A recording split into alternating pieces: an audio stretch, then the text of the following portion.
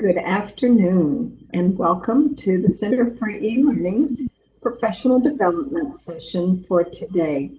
It is indeed my pleasure to bring these two amazing ladies to you today. Just as we have the opportunity to when we teach online to include people from all over. Well, that is also the case with the Center for E-Learning. The two ladies that you're getting ready to meet are both staff with the Center for E-Learning, and I will let them tell you where they are because they're not here in Florida with us. So thank you, Enid and Lisa.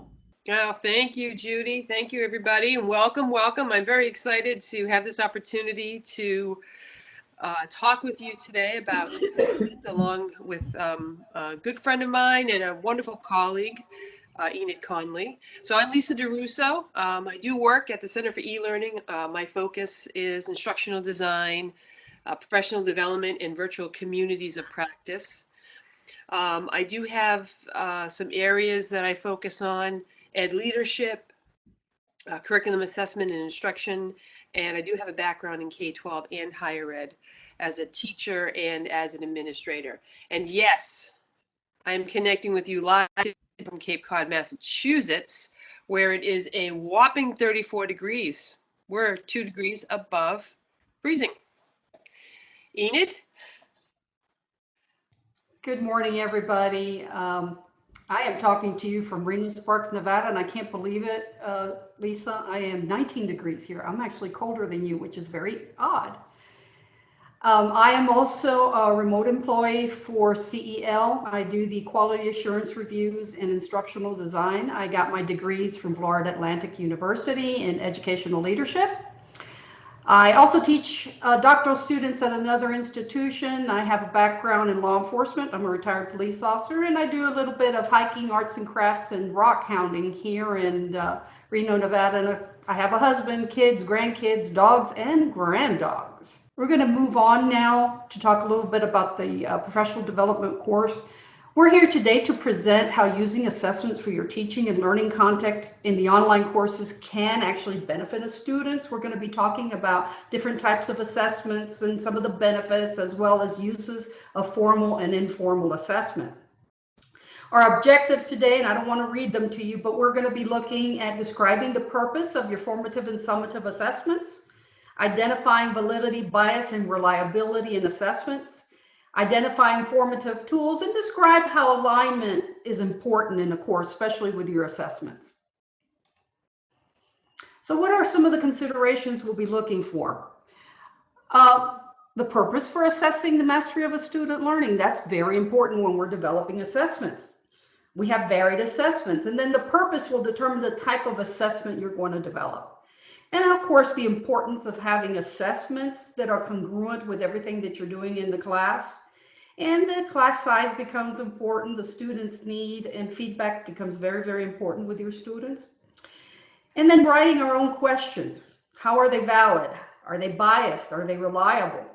We're going to discuss today summative, formative, and self-assessment. We listed all the different types of assessment there are for your information, but we're going to focus on these three today, and then we'll, some other time in the future, have a PD for the rest of the assessments. And next slide, that's going to belong to Lisa. Thank you, Enid. So, folks, we're going to dig right in and talk about formative assessment first. And I like to think of formative assessment as I consider when I go to my doctor for a checkup, right? So, or I go to my dentist for a checkup, right? My 6-month visit to my dentist, or my yearly visit to my doctor. Formative assessment is similar to that in the sense that you're going as maintenance. You're visiting your doctor, your dentist, to see how you're doing, to have a conversation, and then the dentist or the doctor essentially gives you some feedback that will either help you stay the same or monitor your lifestyle, your medicine. and such. So formative assessment works in the same way, in the sense that it is ongoing, and its purpose, as you can see on the screen, is really to provide that essential feedback to the students, and it is the key, that essential link between teaching and learning. Feedback is essential when we're looking at formative assessments because it helps the student target where they're at any given point in the chapter, in the module, in the unit. It really helps the student become more aware of where he or she is currently in terms of their progress made toward the objectives.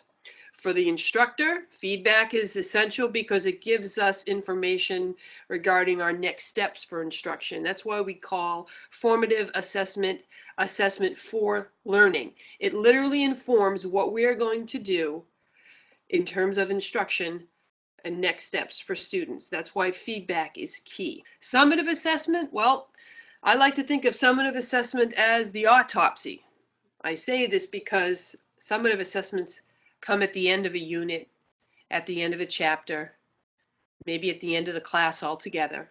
And there really is not much you can do once the student takes a summative assessment. Because what it does is it sums up where the student is at in terms of their ability to meet the spirit or the essence of any objective. And you can see that we do have a couple of more examples here. Exams are typically known to be summative. Projects can be summative. Term papers, we have standardized summative assessments as well that come at the local and state level. And my favorite, self-assessment. Now, self-assessment is aligned closely with formative assessment because it really does engage the student at any given time, once again, in a critical thinking about their learning, so where they're at.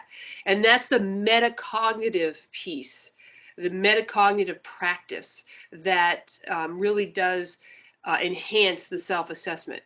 And I equate a self-assessment to that self-monitoring that we engage in between doctor visits or in between dentist visits. So how am I feeling today? And how am I doing? If I'm not feeling well, I determine whether I need to go see my doctor or whether I need to take a trip to the pharmacy, or sometimes I just need to go for a walk and get some fresh air, right? So the purpose of the self-assessment then is to really continue to engage the students in their learning, in reflection, and it empowers them at that point. And what ends up happening when we engage our students in self-assessment is we really transition the educational experience from one of something happening, being thrown and dictated to the student, to an encouragement, putting the students in the driver's seat, really getting them involved in their own learning. So those are the three basic types of assessments that we're going to be covering in this session today. And now I just want to take a moment to talk a little bit about the validity and the reliability of the assessments that we create for our students. So the reliability piece really speaks to the fact that the scores or the outcomes of any assessment that we create are in terms of the outcomes are consistent, regardless if the student takes the assessment today or tomorrow, or maybe they take it online, or maybe they take it face to face in the traditional classroom setting. Regardless, those outcomes for that assessment, because of the way the assessment is created, they're going to be consistent. The validity piece speaks to, again, as Enid mentioned a few moments ago, the purpose of the assessment. So essentially what we're looking at here, folks, when we're looking at validity, we're asking ourselves, does this assessment, do these questions allow me to measure the student's level of mastery? So did I target the right content in my questions? Are they relevant? Are they really going to give me, as the instructor, and give the student the right kind of information of where we're at this time for the assessment? Here's another big one. When we're writing our assessment questions, we're keeping in mind of the potential bias. And I've used Green and Johnson's definition of bias here, which is an inclination or preference that interferes with the impartiality of an assessment or the scoring. And I'm going to use the chocolate chip cookie test. So let's imagine, folks, that I asked all of you to bake 1 dozen chocolate chip cookies. And I told you that you could bring them to the Center for E-Learning. And I will judge the quality of your chocolate chip cookies. And the winner will get $100 in cash.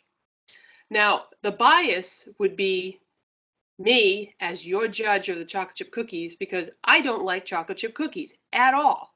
I'm partial to oatmeal cookies. So right away, as your judge, I'm coming into this with a bias, okay? So when we're looking at the questions that we're writing for our students, we want to have what I call a bias balance, considering the fact that our classrooms are becoming more and more diverse.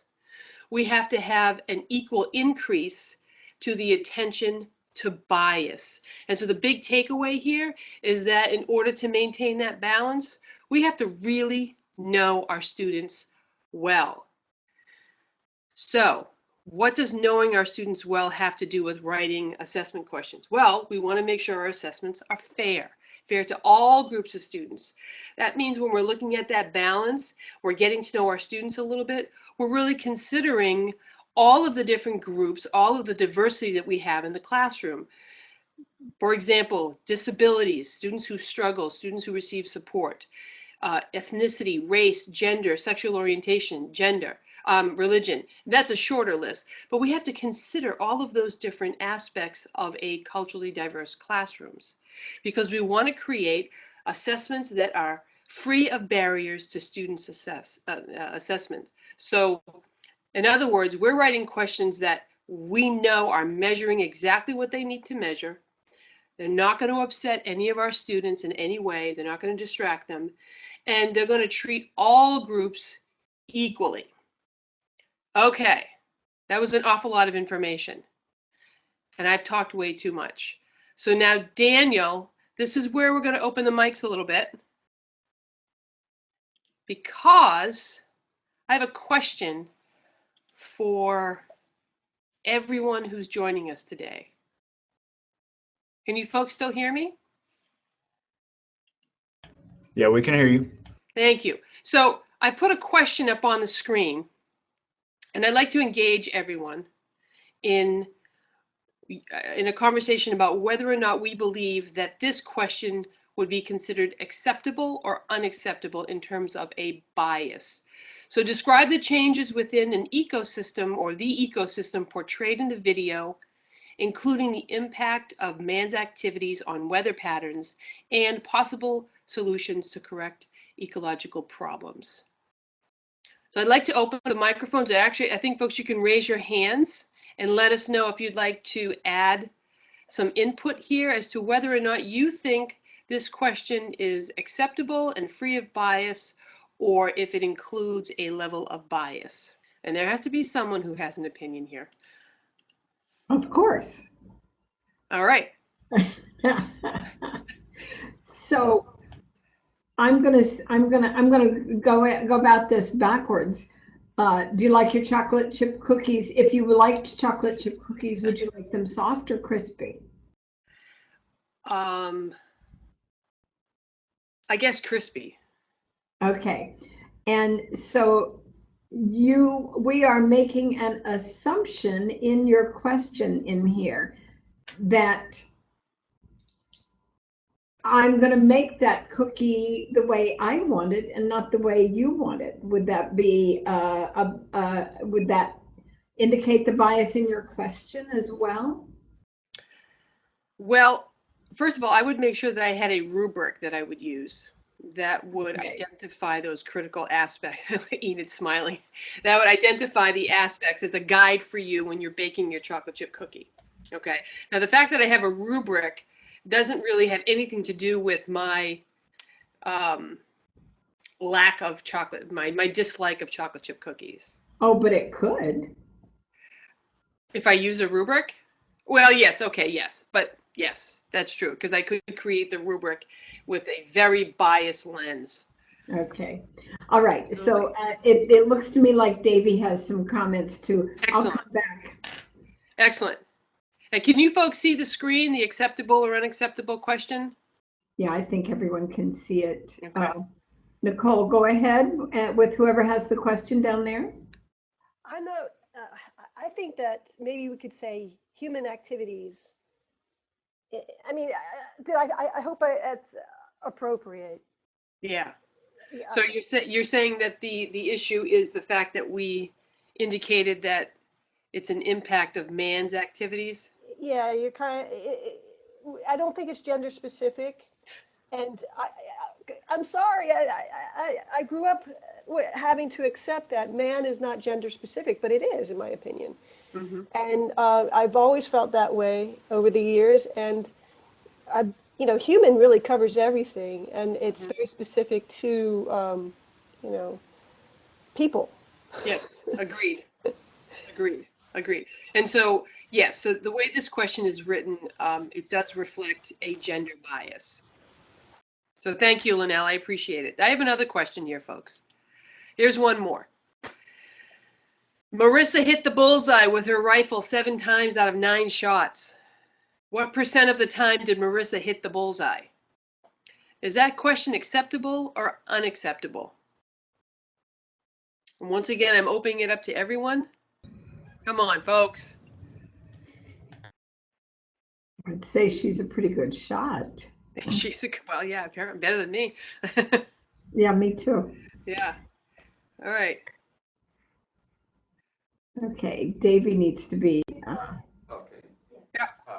This might be minor, but instead of saying hit the bullseye with her rifle, wouldn't it have been more appropriate to say hit the bullseye using her rifle? Mm-hmm.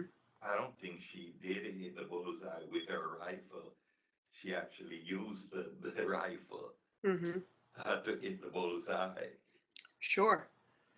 So, that first sentence is open to interpretation. Mm-hmm. Mm-hmm. I agree with that. And who am I speaking with? Larry Brown. Larry, thank you so much for opening up the conversation. And so, Larry, I want to ask you another question, if you don't mind. I don't want to put you on the spot, but I'm just wondering. Well, let me give you a little bit of background, Larry. I used to work at a middle school, and the middle school was inner city. It was an inner city middle school, and my 8th grade students, many of them came from families who were very dysfunctional. Some of them had been abused. Some of them had been victims of other horrible crimes. And as a classroom teacher of that population, I would hesitate to use any question that has any kind of a gun or knife reference. What do you think of that? It depends on the subject you're teaching. If it's a archery class Mm-hmm. or criminal justice, like Enid's background. Oh, sorry, this is Larry's question.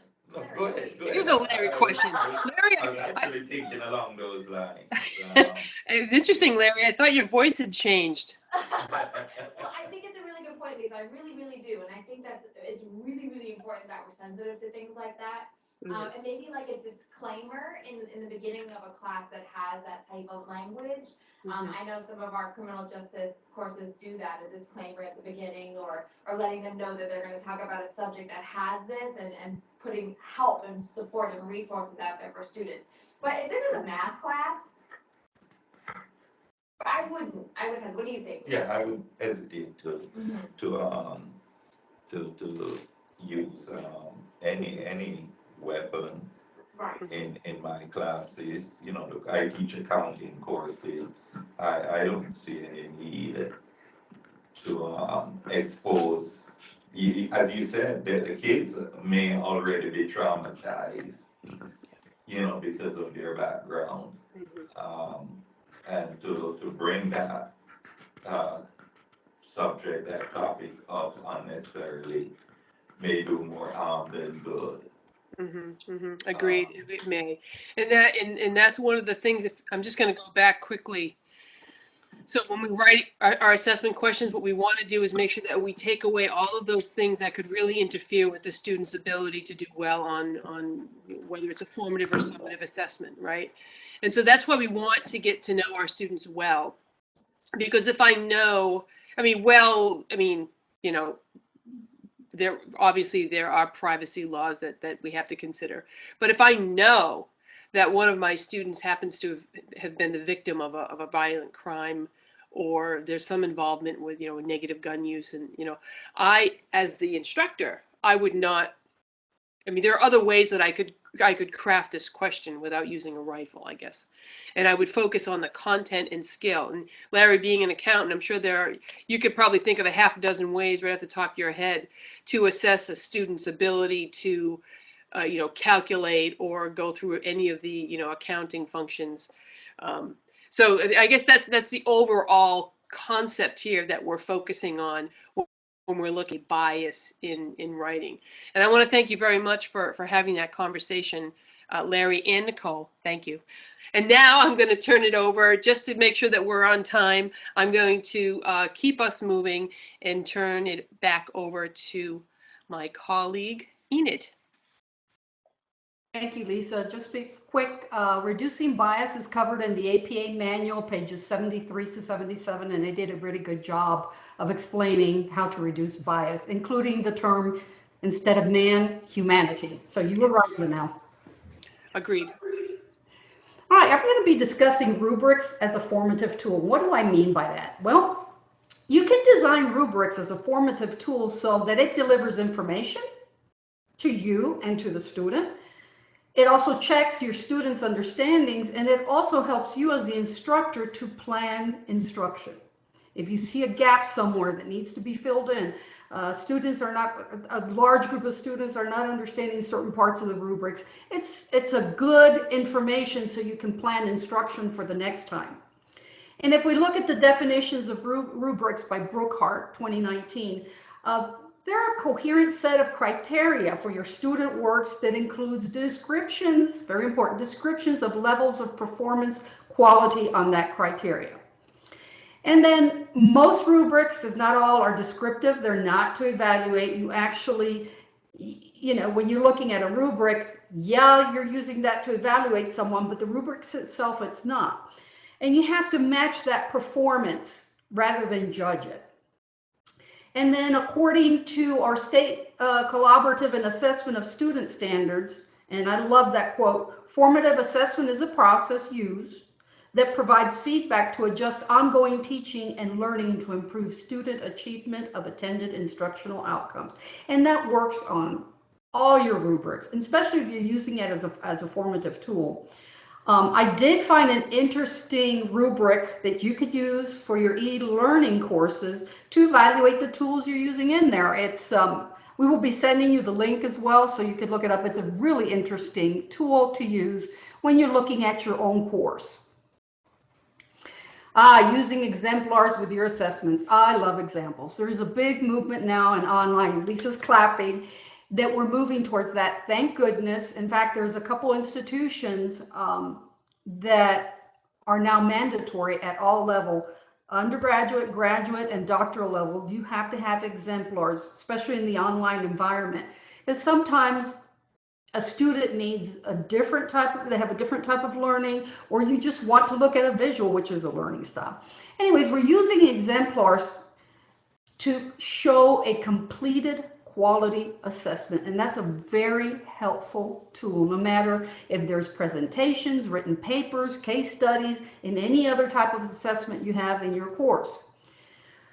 They're also great for discussions, and all of you that teach know that. How many times do you have a rubric and the students are reading it, but they really don't quite get what you're looking for in a discussion? So if you have an example of a great one, you should post it. This is what you should be striving for. And at graduate and doctoral level, your discussions, I guess in undergraduate you could do it too, should be cited, should be in APA format, as best as you can in a discussion, so it can have that professional look to it, and of course be academic. When you do these in discussions, it identifies the quality and the content expected of the student, and they can also see the alignment between what's expected of them, this fantastic discussion, and the rubric. You can also help students with self-assessments and peer assessments by providing a clear model of what you expect them to meet.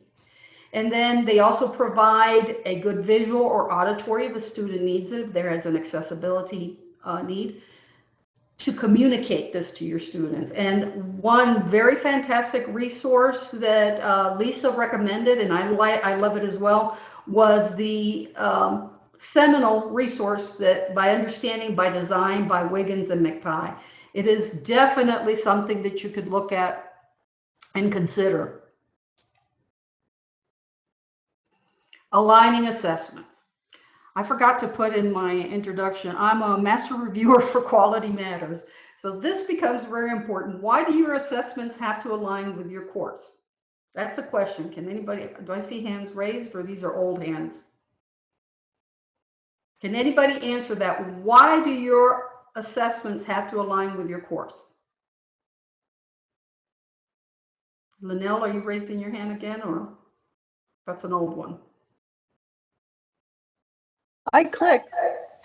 I don't know if, because I haven't, oh, now I'm echoing.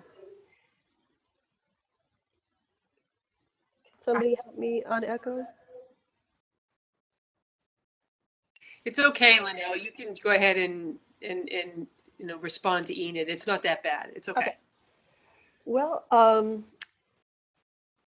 the course materials, I haven't, created any courses in 4 years. But from what I can remember, when we were making them, is that we were buying tests from publishers, and they weren't aligning with the materials that were in that module. And the professors didn't want to stray away from what the publisher created. They were afraid to change those tests in any way. They were happy to get them uploaded and working, and so they didn't really want to fuss with them. But it created a problem. It created a lot of confusion for the students. So if you can take the questions that are covered in that module and apply them to the actual test, or even a survey or an assignment of some sort, anything that you has a grade associated with it, you're going to have less frustrated students and less failure. That's it. Thank you, Linnell. That's very good. And I'm going to use an example why aligning your assessments have to align with your course level, module level objectives, your materials, your learning activities, and your tools, because your course has to be congruent. Going back to Lisa's chocolate chip, if I'm teaching a class in criminal justice, identifying psychopaths, I'm just throwing that out there, would it be a good idea to have an assessment to tell me how to bake a chocolate chip cookie? No, it has nothing to do with your objectives, with your module, or even the topic. So all of that has a line. And Linnell, going back to publishers are now, we actually have a division in Quality Matters that publishers are going through QMs to make sure everything is in alignment. So in the future, we're going to be seeing better tests. But most of the time, for those of you that are teaching, you're better off developing your own assessments. And we have fantastic IDs. And it goes through many processes, so your course looks absolutely fantastic.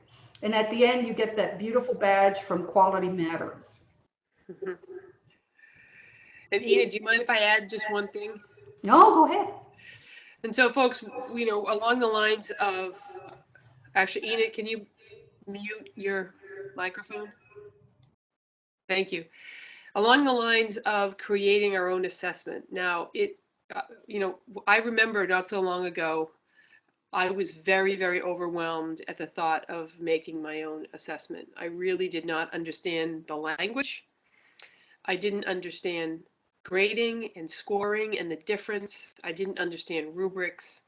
And because of that, I felt as though there was no way that I could really create my own assessment. And so I did buy from publishers. But what I want to say is that when we embrace the concepts of assessment, when we learn a little bit, and I'm glad that Enid mentioned the Center for E-Learning, because our colleagues, that's why they're there, to support all of us in our learning about anything in terms of course design, including assessment literacy. And when we do understand the essentials behind assessment, I'm not saying we all have to be assessment masters, but to understand the essentials empowers us to create assessments for students we serve in our classrooms. Because assessments that are created from a publisher, they're not created with any one student in particular and in mind, right? And there's no guarantee that that assessment that you're using from a publisher is, based on what Enid's saying, aligned right back to your course objectives. So when we learn a little bit about assessment, just the essentials, and we can write our own questions and provide students with very targeted feedback, our students in our classrooms, then overall our experience in the classroom or online is much more rigorous, much more relevant, and the students really walk away with much more knowledge. And that's my 2.5 cents on that. And now I'll mute my microphone. I'm going to join in and make a comment addressing that as well. And going back to both of you mentioning the Center for E-Learning, one of the conversations that the IDs have when they're working with faculty has to do with who are the students in your course. Why are they there? What's their purpose? What's their intent? And that gets to that idea of having a solid foundation for who we are building a course for, and in order to make it applicable to them and make it aligned for them. Plus, with most of us, when we don't know what exactly where an answer to a question, most of us have a really good resource to go to. We know where to go to get responses for that. And it looked to me like Davey has a comment as well, so I will mute my mic. Go for it. Thank you. Okay, thanks.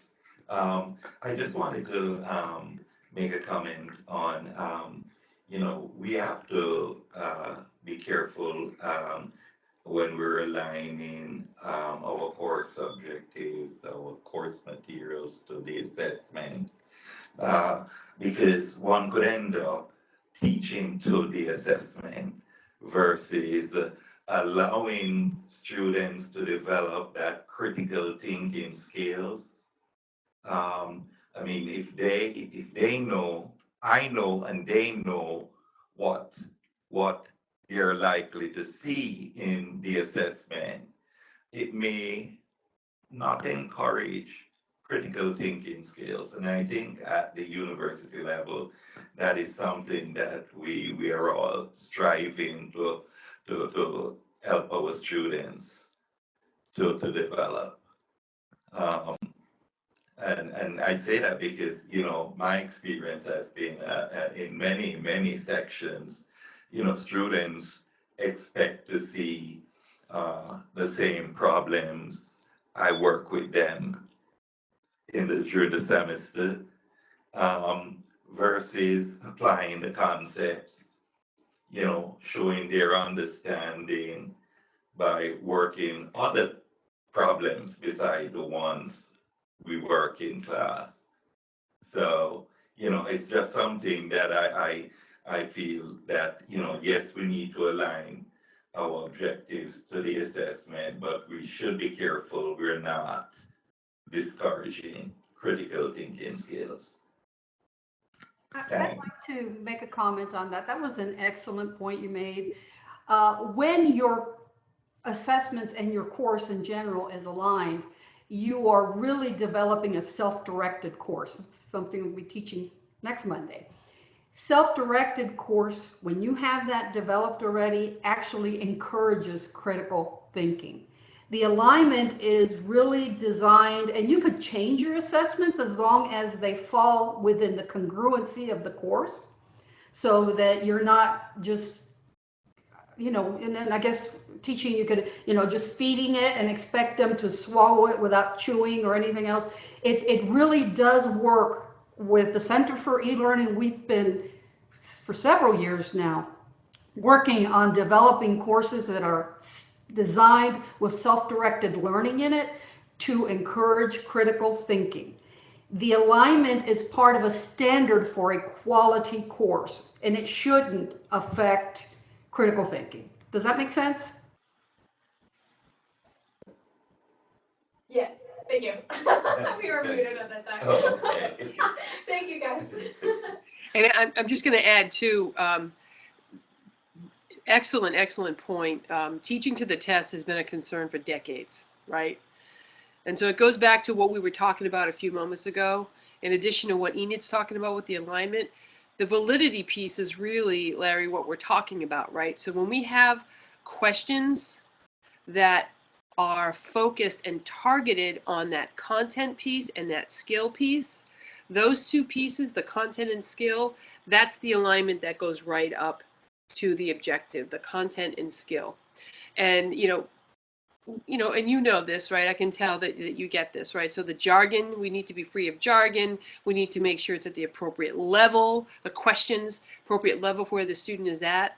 And I love the idea of having objectives that specifically speak to critical thinking. And when we put those objectives out there in any course, not only does it keep us on target with that type of, like what Enid's saying, self-directed learning, but it also, lets the students know that this critical thinking piece, this is important. You're not just being asked to regurgitate this content and skill that you happen to be reading about. We need to put some thought behind this. So excellent. I know we have just a few moments left. I'd like to ask, if you folks don't mind, I'd like to ask you all another question. I want to go back to Enid's slide. Enid, could you put the exemplar slide back up? Thank you. So one of the things that I just want to ask everyone has to do with experiences that I've had regarding using exemplars to guide student learning. And I think using exemplars is a wonderful way to clarify for students exactly what the expectations are. And I'll go one step further and say that exemplars can and should have annotations next to it that pull out the alignment to the rubric. So if you're writing a marketing plan, let's say, that's the authentic assessment piece, right? We want students at the end of the course to be able to write out and deliver, right, in any way, like whether it's a presentation or whether it's a paper, this marketing plan, right, that they've worked on for the entire length of the course, right? There's the authentic assessment piece, very relevant to a student who is studying business. And so we have a sample or an exemplar, and I believe, and I know Enid agrees with me on this, the exemplars are called exemplars for a reason, right? They shine. They are the best of the best. So you give the student the exemplar and you annotate. And you say this piece, this marketing plan, let's say, aligns with the SWOT analysis critical element in the rubric. And you tell them why this part of the analysis is excellent. So the student can make the connection between what the expectation is in the sample and then the alignment to that rubric. But the question I have for everybody has to do with my experiences having these conversations with teachers, both in K-12 and higher ed, about plagiarism. And I think there's room for a conversation to be had here. When we give students an example, an exemplar of what we expect them to deliver, and we literally hand it to them, are we opening up possibilities for plagiarism? And I know we only have a few minutes left, but I'd love to hear some thoughts about that very valid concern and perhaps ways that we can ensure that they are not using that document to plagiarize.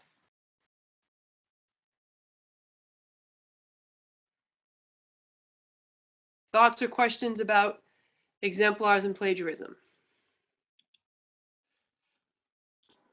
Hello. Hello. Yes.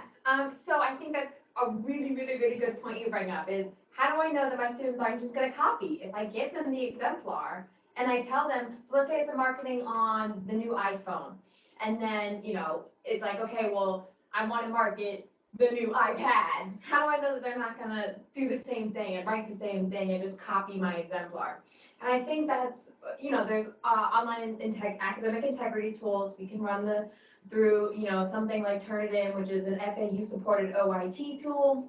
There's also a lot of ones that students can use themselves, like Grammarly has a plagiarism checker that's free for students and things like that, where we can check whether or not they're the thing. And then when you read, 20, 30 of these, or the GATA reads them and tries to grade them, they'll see a similarity, and that's really important. And going back to Lisa's rubric, and Enid's rubric, when they talk about rubrics, it's important that your rubric has the critical element, not states that the new iPad has a fun screen, because the iPhone also has a fun screen.